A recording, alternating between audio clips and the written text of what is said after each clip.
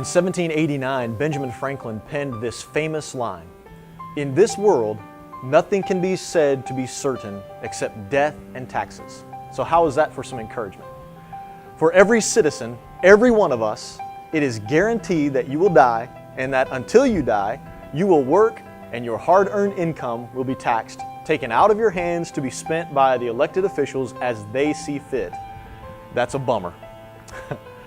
What's interesting is that before Ben Franklin wrote that line, he talked about the new United States Constitution and how it seemed to him that it would become a permanent fixture in the United States, the law of the land. But there was really no guarantee that would happen. It's very interesting to me to think about how this great country in which I live could ever have been so new and fragile that it might have fallen.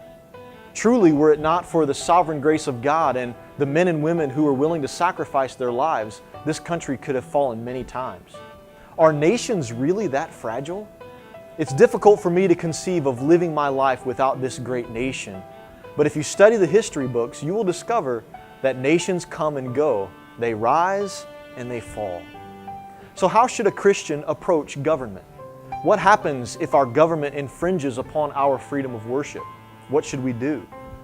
1 Peter 2:13-15 says, "Be subject for the Lord's sake to every human institution, whether it be to the emperor as supreme or to the governors as sent by him to punish those who do evil and to praise those who do good.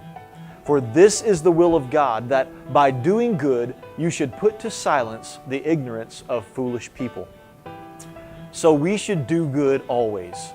It's true that we will never have a perfect government that upholds the truth of God in every circumstance. But that doesn't mean God's kingdom won't prevail, or that God's people cannot have a God-honoring witness in the affairs of men. We are light in the darkness. A city set on a hill cannot be hidden. If we have learned anything from God's Word and the history of the church, we have learned that what Jesus promised regarding His churches has held true, that Christ will build His church, and even the gates of hell will not prevail against it.